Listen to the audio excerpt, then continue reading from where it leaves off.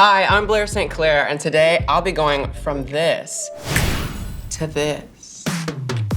And we're bringing it extra special to you today in VR 180, so feel free to look around and check me out from all my most flattering angles and unflattering angles. So the first thing I'm going to do is I'm gonna get rid of this hat and put on another hat. So to get rid of all of my hair first, I'm going to use this really industrial product that I love and you know all as a glue stick. Some people out there do this thing called the wig cap method. This is easier, this is cheaper, this is faster, and I'm gonna show you how to do it. So I'm taking a glue stick and I'm just gonna apply it all over my hairline to block out that hair. It should go on purple and then dry clear. Perfect, so now I'm gonna set this pretty quickly before this purple completely dries again. And I'm just gonna pounce this right on top of that area to help disguise and camouflage all that hair. Okay, I do this first thing that I call pre-highlighting. Just using a really light concealer. I'm going to pre-highlight places on my face that I'm either concealing or that I want to start seeing a few of the shapes pop out first. So I do my makeup in really weird steps that are out of order, that are random. I just remember never having like a rule to makeup, and I feel like you shouldn't have a rule to makeup. It should just be however you want to do it. I started using makeup in high school in the bathroom of my parents' house. I would do it when everyone fell asleep at night. I would put a little face on, I would try some drag out, I would take a picture of it, and I would wipe it off. And then after I saw the picture, I would try to make the next time I did my makeup better than the last. I hid it from everybody, I never showed anyone, and c'est la vie, here I am today, putting makeup on for all y'all. Awesome. So now I'm pretty prepped, my eyes are primed, ready for eyeshadow, and that's what we're gonna dive into next. So I'm going to start in with a transition color that I want to be pretty neutral in my eye socket. So now that I've placed this and I look like a scary raccoon, oh yuck. I'm going to scratch just the very, very edge of where I placed the eyeshadow, just so it kind of creates a slight gradient effect. Because again, I have hooded eyes and I'm trying to open them up a bit. Drag is not about being the most feminine. Let me say that. Drag's not about being the most beautiful beauty queen in the world. That's why it was an armor for me for a while. The first time I ever did drag in public was in high school. I went to school for Homecoming Spirit Week, dressed as Britney Spears, because I was trying to go to school in drag and I was trying to find a way to do it. I feel like in society we're told you can't be feminine if you're a man. And I really didn't know how to express those things that were feminine about me. Living and growing up in Indiana and feeling like that was a part of myself that I needed to hide. And it's kind of a sad story and a sad struggle, but I hope people can watch this and learn.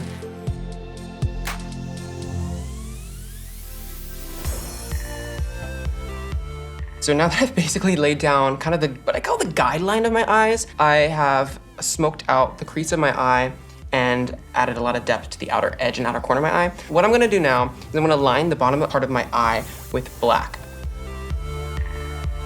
I think the hardest part about coming out of the closet was, I think I always realized, and I knew within myself, that I was gay. But I was so afraid to say, oh, I'm gay. Because I think the moment that I had to say I'm gay was the moment that I had to put this permanent label on myself. My parents actually asked me, I didn't really come out of the closet. I came home from school one day, my dad was like, hey, how's school? How are your friends? How are your grades? Do you like boys? And I was like, I don't know, Dad. Yeah, I think so. And my dad was like, okay, cool. What do you want for dinner? And that to me was just amazing. Oh, thank goodness. The hardest part is done. We're just gonna do a really nice thin coat of mascara all over these lashes. These spider legs that I got crawling on my eyeballs. I love lots and lots and lots and lots and lots of mascara. I just feel like if you had to do makeup and you only had a few products, you could get away with just doing some mascara and a few other little things. This mascara is fierce right now. So I've just done my entire eyes, and now I'm gonna move on to the rest of my skin. But I do my skin in really strange ways. I'm gonna do my entire forehead makeup first, so I can do my eyebrows after, and then the bottom half of my face. The reason I do this is because I wanna do the bottom half of my face as last to my makeup process as possible, because that will avoid getting any sort of lines or creases in my smile lines, because you want your face to look camera ready or video ready or whatever you're doing. If it's the basement that you're performing in your own house, you want it to look fresh. I'm just gonna add a little bit of primer to my forehead before I add my forehead makeup, and then I'm gonna do primer before I do the bottom half of my face as well. I feel like this just kind of smooths out and blurs a lot, and it also adds a nice tacky surface for makeup to stick to. I used to be like that non-primer girl. I was like, I don't need primer. What is she for? I don't need that. Then I tried primer and I was like, oh, world of a difference. I like using a liquid foundation versus a cream because I feel like I have a little bit more control with it. It's a little bit less product. It's blendable a little bit better, and I feel like it melts into my skin tone just a little bit better as well. Now I put this down, I'm going to contour before I highlight. I learned this amazing trick from Scott Barnes, and I do this when I do other people's makeups. When I do like real women's makeup, I'll actually contour and highlight them first, and then put a really, really sheer little finish of foundation over top of that to blur it all. But for me, I don't really want to contour my skin too much. I just want to warm up the skin. I'm not really trying to change too much the shape of my face, especially not the upper half. Now I got a 5 head. Holla out to all my sisters out there who got a big forehead because let us represent. So I've already pre-highlighted my nose. We talked about that earlier. So now I'm gonna take the same contour I just applied to my forehead against the sides of my nose to make my nose a little bit smaller. So I'm carving out and mapping out where this is going to be. I feel like Bob Ross. I'm gonna carve this out and show where this is gonna live. Now that I've placed this contour, I'm going to scratch out the edges of the contour the same way that I do my eyeshadows. And now for the part that I love and I also kind of hate is my eyebrows. The way I like to do my eyebrows is I have already mapped out the bottom part of the eyebrow bone. So that's the highest part of kind of that really outline of where the eyebrow is gonna go. And I'm just going to draw in a few little hair strokes to this new eyebrow to fully complete the shape. Being on Drag Race was really eye-opening. I was doing drag one way, and I feel like that's kind of how I was told you have to do drag. Like, drag is this way. And then I came into RuPaul's Drag Race and I was like, wow, there's so many different forms of drag, types of drag, ways to do drag. Drag Race also taught me that I don't know everything in the world. And I have a lot of learning to do, but I love learning. Now onto the rest of the face. This part is my favorite part of the process because I feel like my face really comes alive. I already primed my skin with using a moisturizer earlier, but now I'm gonna use an actual primer to help blur out any pores on my skin. Yes, us prepubescent looking people still have pores. Now I'm going to contour. I'm gonna take the same brush that I used earlier and carve out shapes on my face. So I'm going to take the contour back behind my cheekbone and then back up right here on this temple. Then I'm going to carve out the cheekbone itself and then around the jaw. So I stop on the jaw about right here. I look up and I go a little on top of the jaw. Right here. What that's gonna do is, if you can see this side, it's going to kind of make my face a little bit more heart-shaped. So it's gonna make this little pointed and round out my cheekbone. So now, after I've contoured, I'm going to highlight and bring everything else forward again.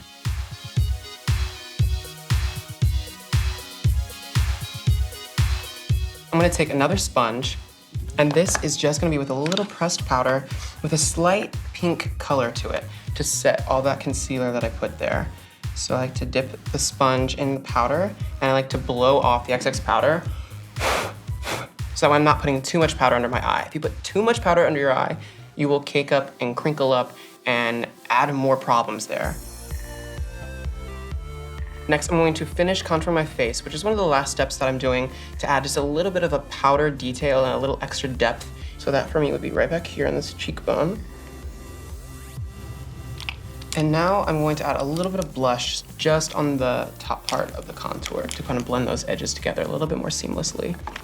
I could only pick 3 products to get into drag. It would be a contour powder, a mascara, and a lip gloss. So I feel like if you were a little bronzed, you had a little bit of eye action going on, a little bit of lips, you can make it work. So now I'm gonna dust off where I had that bake on my nose. What I'm gonna do is I'm going to refresh my face with a little bit of a refreshing mist. So I'm gonna cover my eyes because I wanna reawaken the top part of my face.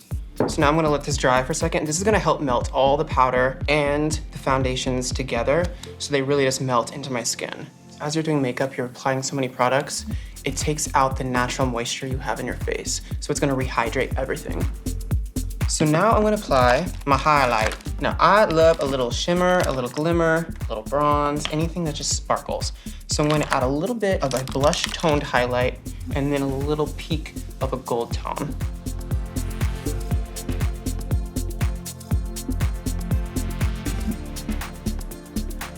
So now that my face is shiny, it's glittery, I emphasized the highlights, the contours, I'm going to add a little bit of lipstick, just a really nice light color of pink in the center of my lips to kind of highlight the inner part of my lips. And we're gonna do just a little bit of gloss because you can't go wrong with a little extra shine. Ooh, yes, miss ma'am. And then all we have left to do is lashes, and we're done.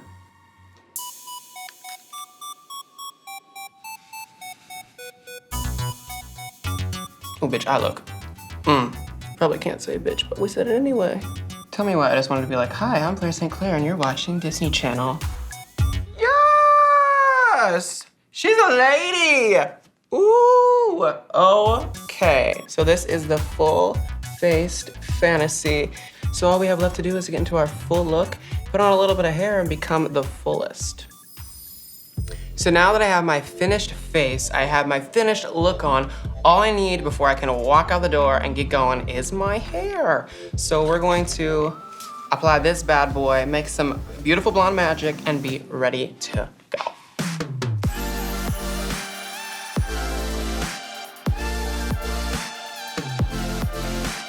So I finished my makeup, I have my outfit on, my jewels, and I just finished my hair. We all love a blonde bombshell, don't we? I'm giving you a little bit of that, ooh, sexy, sultry, seductress, but very rich bitch.